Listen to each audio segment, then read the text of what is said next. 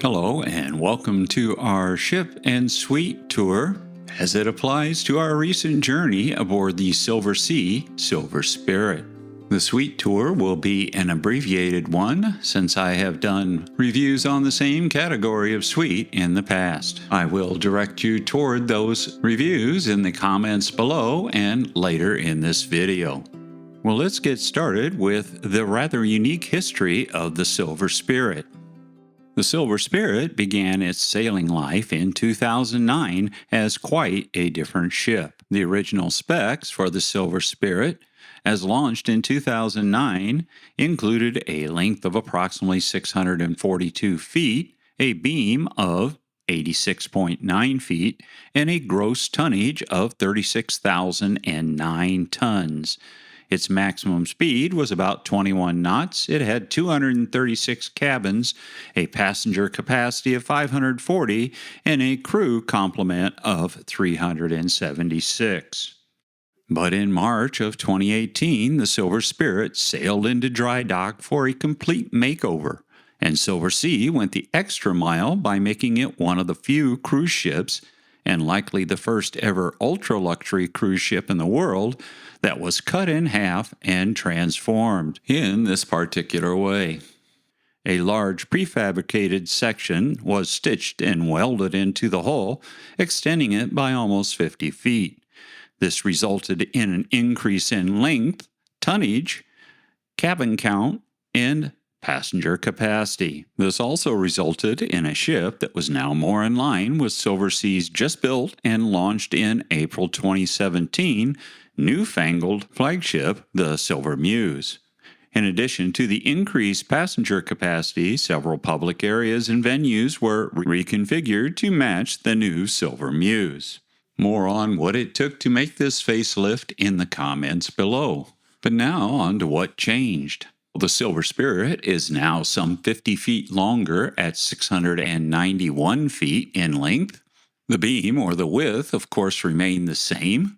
But most importantly, the gross tonnage increased from 36,000 gross tons to 39,519 gross tons. The higher capacity and higher cabin count gave Silversea the ability to increase passenger capacity to 608. The number of crew increased to 411, and the interior spaces were reconfigured to make it more like the Silver Muse. And now that that's all out of the way, let's take a quick deck-by-deck ship tour of the Silver Spirit. There are 8 main passenger decks on the Silver Spirit, and they all contain some number of suites. Well, let's get started with one deck that's not listed as a passenger deck, but there is limited passenger access. And that would be Deck 3, where the medical center resides, as well as tender access. One deck up, on Deck 4, we have the restaurant hub, featuring 4 different restaurants. First up is Atlantide, one of the larger restaurants on board. Atlantide is the most consistent and best restaurant on board, in my humble opinion, and features a constantly changing menu of well-prepared and appetizing dishes. To me, it seems centered around a surf and turf sort of theme. Right next door is Indochine, the Asian fusion restaurant. Indochine at Atlantide used to be one restaurant called The Restaurant on the early version of the Silver Spirit. Indochine has since been replaced on their newer ships by the Salt Kitchen. Located behind Indochine and on the port side, there is Seishin. Appropriately, Seishin means spirit in Japanese. Seishin, while included in the afternoons for lunch, is one of the 2 upcharge restaurants that currently demands a $40 per person upcharge in the evenings and is reservation only. Located right across the corridor on the starboard side is the other upcharge restaurant, La Dame, a French bistro that is available by reservation only for $60 per head upcharge. Moving up one deck to Deck 5, we find the social and business hub of the Silver Spirit. While we're at this point, let's talk about navigating the Silver Spirit. There is signage everywhere. with clear directions on where you should go. Each venue has its own signage. Special circumstances receive temporary signage.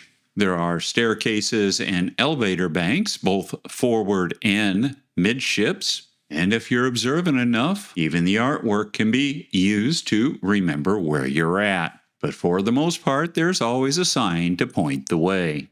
Well, first up, let's stop at Dolce Vita on Deck 5 midship. Dolce Vita is the social and special event hub. Think bingo and music trivia. It has a full bar as well as guest services and entertainment in the evenings. Also on Deck 5 in the aft of the ship is the Venetian Lounge, the show lounge for the Silver Spirit. It is single floor, large and comfortable, featuring most of the entertainment, including all the headliners and special guests, as well as the ship's production company. Lectures, port talks, and culinary demonstrations are also in the Venetian Lounge. Moving up to Deck 6, there is only one public area, and that would be the Zagara Spa and Fitness Center. This is a large space located at the aft of the ship on Deck 6. All spa services are for an additional charge, but the disjointed and slightly too small fitness center is available to all passengers. There are also separate wet areas for men and women that contain a dry sauna and a steam room. Moving up to Deck 7, we have La Terrazza and the Casino. The casino on the original 2009 version of the Silver Spirit was large at 100 plus capacity. On the new version of the Silver Spirit, it is tiny, with only roulette, 2 table games, and a few slot machines. At the aft end of Deck 7 is La Terrazza. La Terrazza is the large, open, airy, and very well appointed buffet for breakfast and lunch. And in the evenings, it morphs into the reservation only, but thankfully no upcharge fine Italian eatery, La Terrazza. Moving up to Deck 8, we find the Connoisseur's Corner, which is the smoking area on board the ship, and features fine cigars and even finer liquors. And while there is only dedicated bar service from 9 o'clock in the evening until late, you can always step next door to the Arts Cafe for a drink to go with your fine Cubano. Located on Deck 8, starboard aft, is the Arts Cafe. Arts Cafe is the best place to get craft coffees, teas, and light bites that change throughout the day depending on the time. It also features chocolates in the evening, is open pretty much all day, and has a full bar service throughout most of the day until 11 p.m. Next to the Arts Cafe on the port side of the ship is Silver Note. Silver Note is a restaurant featuring what Silversea calls its take on modern tapas and some light jazz for your entertainment. The menu, though small, is interesting enough to keep you coming back for more. Reservations are required for Silver Note, but there is no additional upcharge. Lastly, on Deck 8, there are the boutiques. As typical on all ultra-luxury ships, you can get anything from toothpaste to clothing to a new tennis bracelet for her or that Rolex you've been lusting after for yourself. Stepping up to Deck 9, we find the pool deck. Here you'll find the pool and some other public areas. First up is the pool area that features a nice large open area, a decent-sized pool, and 3 jacuzzi-style hot tubs. A pool bar that services not only the pool area, but the grill restaurant. The grill is open for lunch with pretty much the standard pool grill fare, and then in the evening transforms into what is called Hot Rocks. Hot Rocks is a venue where you basically cook it yourself on a superheated lava rock. The concept seems to be unique to Silversea and is a fun and unique dining experience.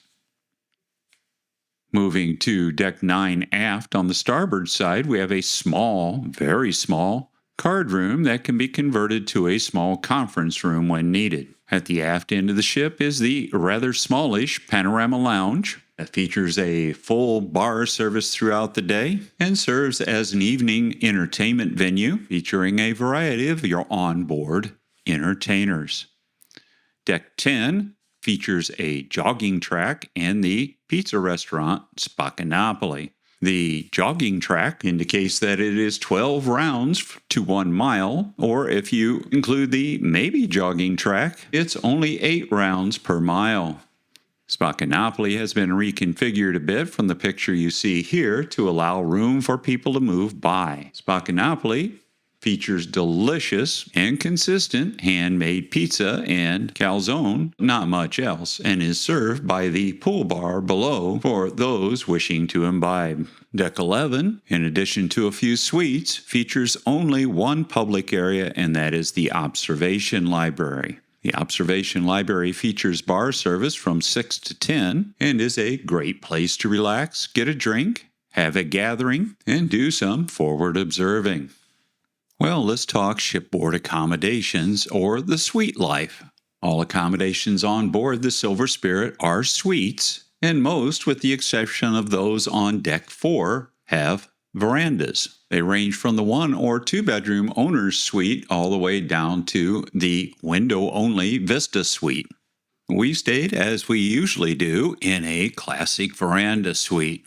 We find that this is big enough for us, and certainly as comfortable as any other suite on board. While we ended up in Suite 511, we started off in Suite 502. 502 is about as far forward as you can get on Deck 5, and we were initially okay with that until we got inside and saw the balcony, or at least what there was of one. The veranda this far forward is partially obstructed, and 2 people cannot actually sit side by side and share the same view. Well, we did something we don't normally do, and we complained. And we were relocated right away to Suite 511, more in the middle of the ship, which is great, and with a mostly unobstructed view. The veranda suites are a good size and comfortable, featuring a queen-size bed, a walk-in closet, and, unusual for a cruise ship, a bathroom with a full-size bathtub. I have done several reviews on this type of accommodation aboard Silversea, and if you want more and more detail on the veranda suite, please check out some of my past reviews like this one here. Well, how about some final thoughts on the Silver Spirit? We thought the Silver Spirit was just fine, despite being a little long in the tooth, having actually set sail in 2008. The update, lengthening, and refurbishment in 2018 certainly made it a thoroughly modern, ultra-luxury cruise ship. The ship was well thought out and comfortable, and if she had a few more aches, pains, thumps, and groans than newer ships, well, so do I. Thanks for watching. Please do me the favor of liking, subscribing, and ringing that notification bell to be kept up to date on new videos as they drop. Check out my somewhat neglected website, tomsmultiinterest.com, and stay tuned for the last chapter of our trip aboard the Silver Spirit, where we explore the pros, cons, ups, and downs of this particular voyage. Also coming up are some of our adventures on a recent trip to China. Thanks for watching, and as always, safe and happy travels from T's Cruise and Travel Muse.